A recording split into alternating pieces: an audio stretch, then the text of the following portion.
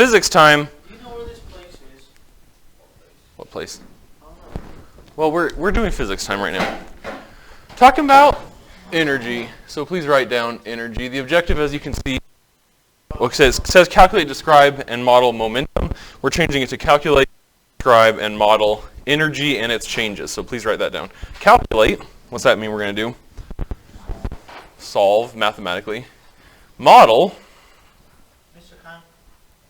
Give me a second, please, Levi. Model. What's model mean? Yeah, we showed it with our lab. We already did that. And describe, and that's what we're going to do today, is a calculate and describe. Levi asked if he could have a pencil. Yes, Levi. You may have a pencil. Thank you. Say it to the mic. Don't get your germs. Thank you. You're welcome. You're welcome. You're welcome. That's a good ASMR sound, too. Just someone saying you're welcome into the microphone. Very soothing.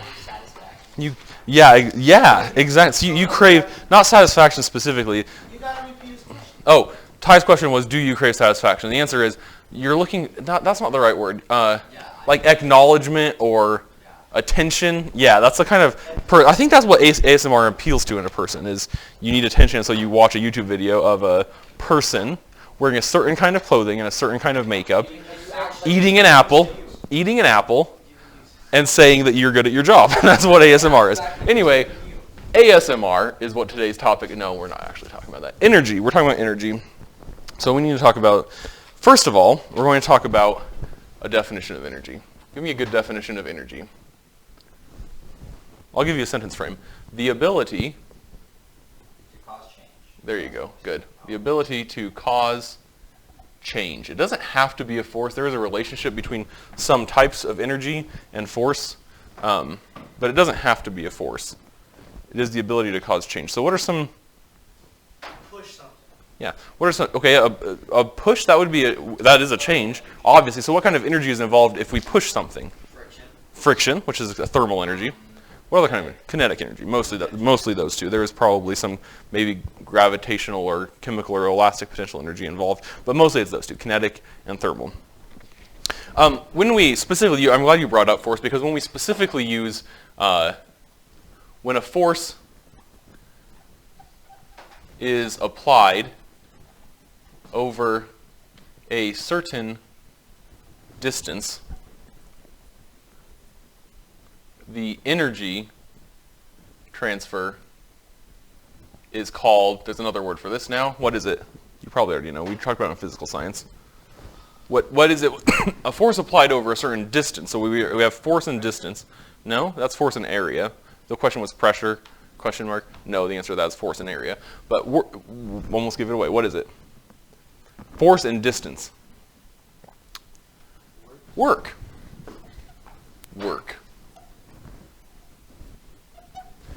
When we were in physical science, and you can watch the video I made of this, but when we were in physical science, we said work equals force times distance. And that's not wrong. It's just not the whole truth, because we also said that force and distance must be in the same direction. If force and distance are in the same direction, But what if they're not? Well, if they're not, if they're in exactly the opposite direction, or if there's, for instance, if they're in totally perpendicular directions, work isn't done at all. There's no work done. But what if, for instance, if I'm Talon and I'm pushing the lawnmower along, the lawnmower is moving where? Which direction is the lawnmower moving? Yes, straight right in my drawing, straight right. But which way is Talon pushing it? This is how Talon pushes the lawnmower, like a cowboy. Anyway, yeah, he's pushing it partially down and to the right. So it's not that they don't match. There's not no matching. It's just that which part of the force does apply to the distance? Well, we have to use what to find out?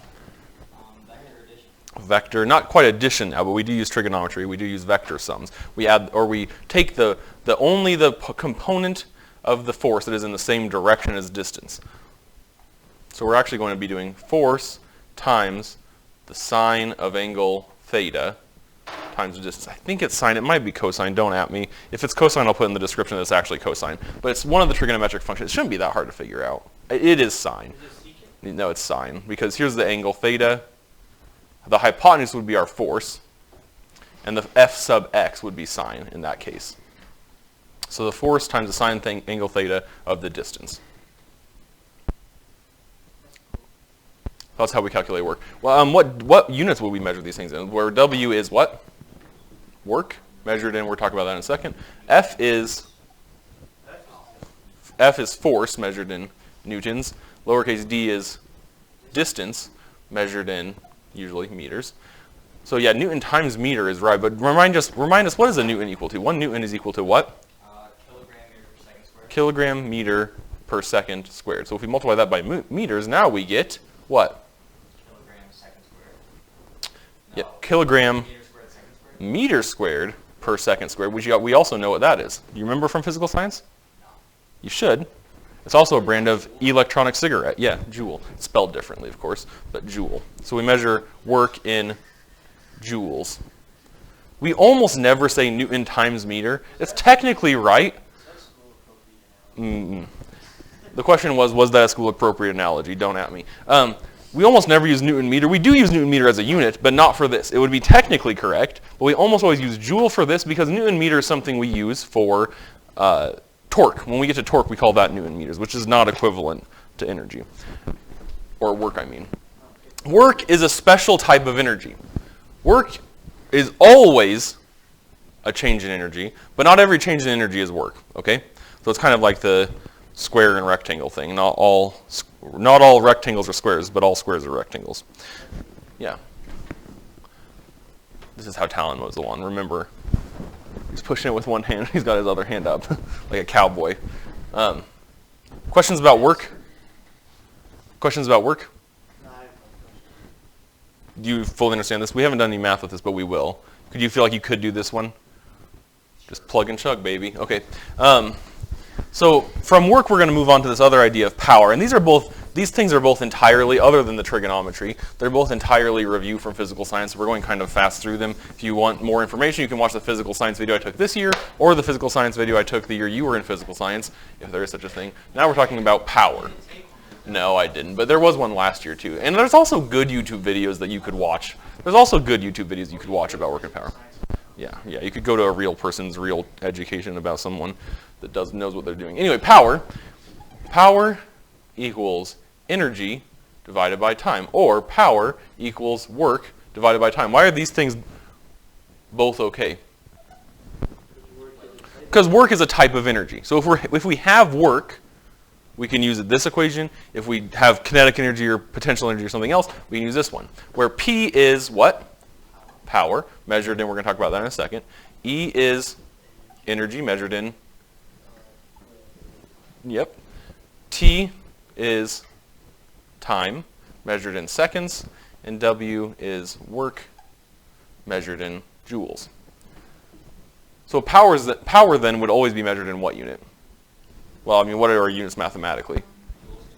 Joules divided by seconds, thank you, Ty, which we abbreviate as, in the same way that a kilogram meter per second squared was a Newton, a joule per second is called a watt, which is abbreviated with a capital W, which does kind of confuse some physical science boys, because the capital W as a variable is work, but the capital W as a unit is watts.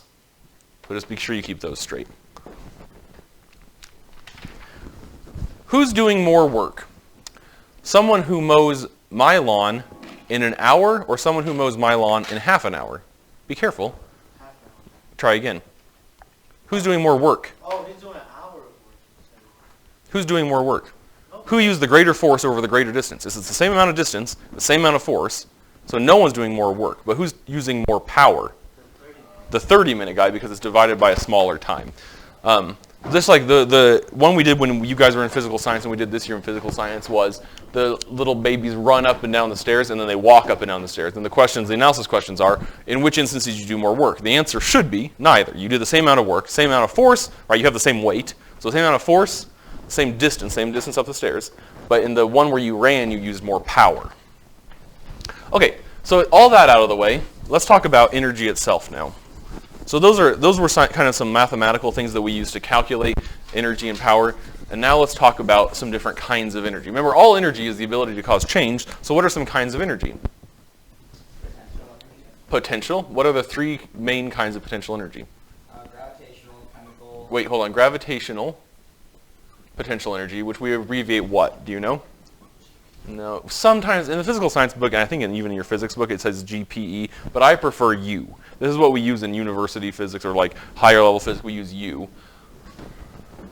Chemical potential energy. Describe chemical potential energy to me. When a It has to do with the whats. It has to do with the whats. reactions. Yes, not only reactions. Yeah, chemical bonds. Thank you, Levi. It has to do with the forming and breaking of chemical bonds. And there's another kind of potential energy we commonly talk about. No, that's not potential energy. What's the symbol for chemical? We're not going to do in physics, we're not going to calculate chemical potential energy, so we don't really use that as a variable. I'm sure there is one out there somewhere, but I'm not aware of it, and we don't use it in this class. What's the other kind of potential energy? It's elastic. Elastic, like a bow from a bow and arrow would have elastic potential energy. Yep, a rubber band has elastic potential energy. An underwear band has elastic potential energy. That'll relate it to the teenage boys.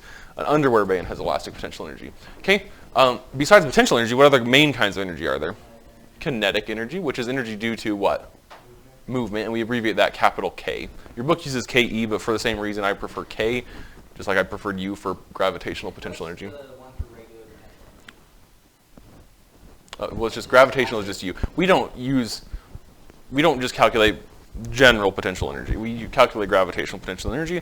We calculate kinetic energy. And then we also have mechanical energy. There's no types of. Well, there are different types lots of different kinds of energy. For instance, like electrical energy is the flow of electrons. It's the movement of electrons, so that's a kind of kinetic energy. But we really just consider that a whole separate type, usually. But mechanical energy is K plus U. That makes it easy. Thermal energy is the K plus U, but only for microscopic particles. What is thermal energy really? Like on a macro scale, what do we see thermal energy as? Or as heat. We experience it as heat. I had an apple this morning for breakfast, and an apple skin had been in between my lower incisor and my lower bicuspid for the last like 2 hours, and now it's gone. Feeling good. That's a good thing. Feels good. Please come in. Hey, Mr. Jones. Yeah, well, it's okay. I'll just put to be continued. Say to be continued. Here, I say to be continued. To be continued. Now we got to end this.